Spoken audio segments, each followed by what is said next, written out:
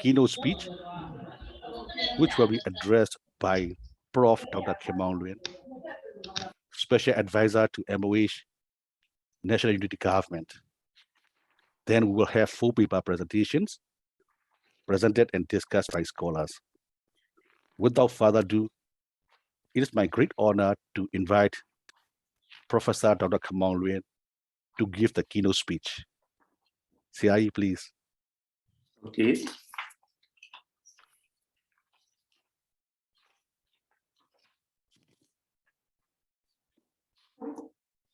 Hello.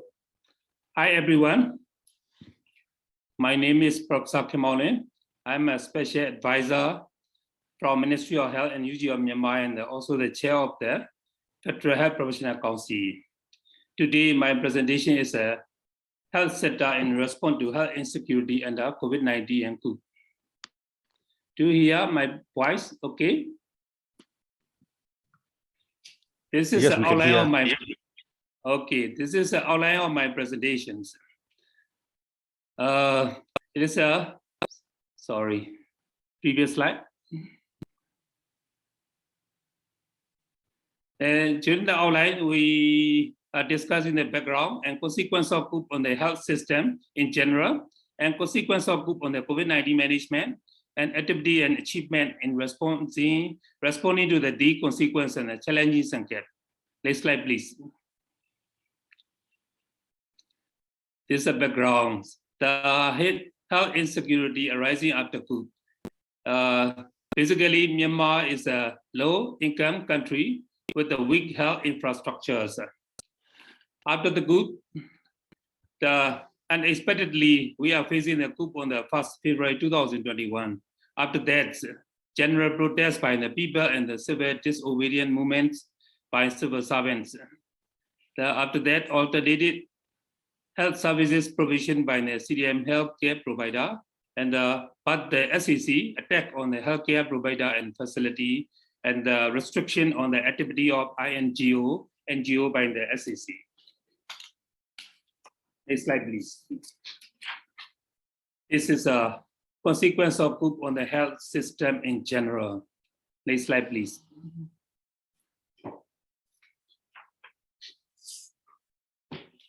After the Coup, the failure of the in different sections of healthcare management due to the involvement of anti-gender movement, the SEC charged the healthcare provider and under the section of 505E of the revised penal code, and failure in the health infrastructure regarding the public, private and the charity healthcare facility, and failure in the healthcare services is promoted, preventive and curative health services for our people, and the lack of the collaborative activity with the INGO and NGO, etc.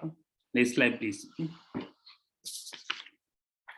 Okay, this slide shows the attack on the healthcare provider and health facility. During the one-year period, the Myanmar incidence of attack in the healthcare from the beginning of the 1st February 2021 to the 10th January 2022. During this one-year period, this is the overview of attack on the healthcare. There is a 415 reported to the incident of attack by the healthcare, and 286 healthcare workers are arrested by SEC, and nearly 128 health facilities are attacked by the SEC, and very sadly, 30 healthcare workers are killed by the SEC and the gender. Also, this is the resources from the anniversary of the Myanmar Coup update. Next slide, please. Okay, this slide shows the attack on the healthcare on the during one-year period. There's a nearly 450 incidents occur in the during one-year period after the Coup. During this presentation from the March, April, May, and the November and December in the year 2021 is a high incidence occurs in our Myanmar. Next slide, please.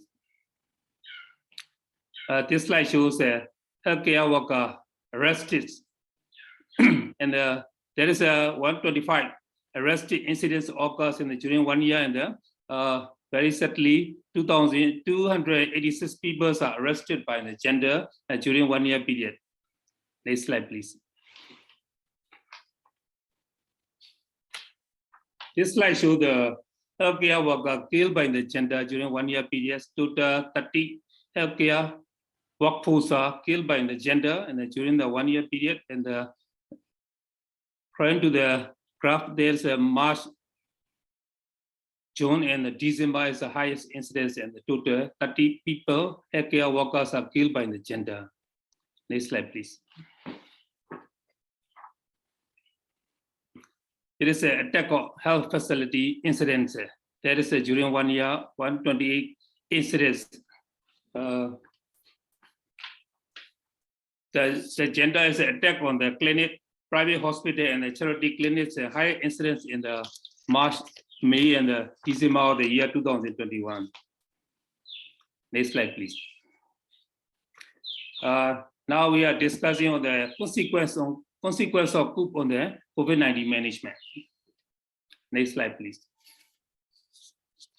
This is a consequence of Coup on COVID-19 institution, military genders, astro cities.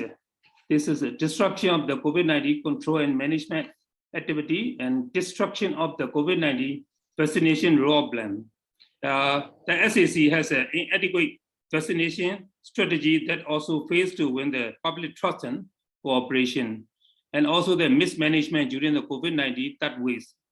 The mismanagements are under-reporting of the COVID-19 morbidity and mortality data, and the use of COVID-19 as a weapon to suppress the revolution. Use of COVID-19 vaccine as a political gain, and shortage of hospital beds, oxygen, medicine, and medical equipment, and also doing the unethical control of the oxygen plants. So our people are having the COVID-19 institution, lack of oxygen, lack of hospital care, and they are treating their patient in their home and with the charity doctors and healthcare workers.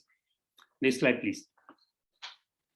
These are the activity and achievement after the coup organized by the NUG MOH, and we are all together working toward the healthcare facility during 1 year period.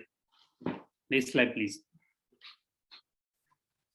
NUG MOH was organized and deliver alternative healthcare services by the CDM healthcare provider. Regarding the two types of healthcare services, number one is the on-ground healthcare services, number two is the online healthcare services. Regarding the on-ground healthcare services, we are established COVID-19 vaccination and treatment center, and we can give the first aid care for our people, and we can give the combat casualty care for the people involving in the Spring Revolution, and we can give, and we are performing the healthcare services at the people living in the IDP camps. Regarding the online healthcare services, we create a Telegram channel and 24-hour tele consultation services and health promotion services through the social media, through the Facebook page of our NUG MOH, and we also publish the COVID-19 booklet for the health education for our community. Next slide, please. Regarding the medical education, we are doing the first aid and combat casualty care for all the members participating in the Spring Revolution, and continue medical education by forming the intra-university council in all over the university in Myanmar. Another one is interim medical education to our undergraduate and postgraduate students. They are the lack of chance in the medical education for nearly 2 years, and this is performed in all medical and the Alliance University in Myanmar. There's totally 16 medicine and the Alliance University in Myanmar. So the students are studying in the online platform. We are using the online platform, the interim medical education and the continuous medical education. We are doing well.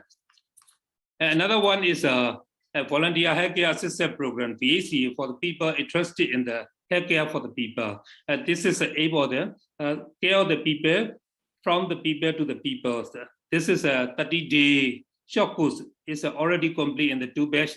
we can produce nearly 800 BACI certificate holder, and now we are planning to open the third batch. Each and every batch, there is nearly 500 people are attending to the BACI care assistance program. Next slide, please. This is a COVID-19 management and control. We are forming the National COVID-19 Management Commission, led by the Vice President and our Prime Minister, and the COVID-19 Task Force (CTF), forming under the National Health Committee, and we are collaborating with the 20 ethnic health organization issue. The COVID-19 Task Force (CTF) is organized the Gavi, USA, UNICEF, and UN organization to get the COVID-19 vaccination through the cross-border pathway. Next slide, please. Towards the federal health system, we are aiming to establish our federal health union. We are forming the National Health Committee, and including the ethnic group member. Also, we are forming the Federal Health Professional Council. Federal Health Professional Council, FHPC, is for all the ethnic community within the union to be able to benefit equitably from a safe, reliable, and quality healthcare system. And we are now planning to open the Federal Health Science University also to produce this Federal Health Science University to produce the basic healthcare staff for our community. Next slide, please. Regarding the gaps, so many gaps has in our healthcare management. Next slide, please. These gaps are there. There's a scanty humanitarian aid from the international community. We have the very lack of the human resource for the health. Most of the healthcare workers are the CDMRs, and now the non-CDMR and the SEC running the clinic and hospital. We are facing the financial instability also, and we are very lack of primary healthcare service such as extended program of immunization for our children, and we are lack of doing the disease control for the HIV, TB, and the malaria, and the maternal and child health also. Now also we are difficulty in getting medicine and medical equipment and supply chain challenge. These are controlled by the SEC. And also the COVID-19 vaccination inequality. These are the gaps we are facing during this 1 year period after the coup. Next slide, please. In conclusion, the health insecurity in Myanmar is due to the coup and COVID-19. Healthcare providers in Myanmar are in danger to provide the healthcare services for the people. And although several challenges, our CDMR healthcare workers are providing healthcare for the people during the very difficult situation. And the limited funding and the support from the international community and organization, the international family is denying our real situation of the Myanmar, and not only the COVID-19, but also other infectious diseases can be a global threat. So finally, I want to say that no one is safe until everyone is safe. Now, the international community save Myanmar. Now it is a real time, it is a right time to save Myanmar now. Next slide, please. Thank you for attention. Thank you very much.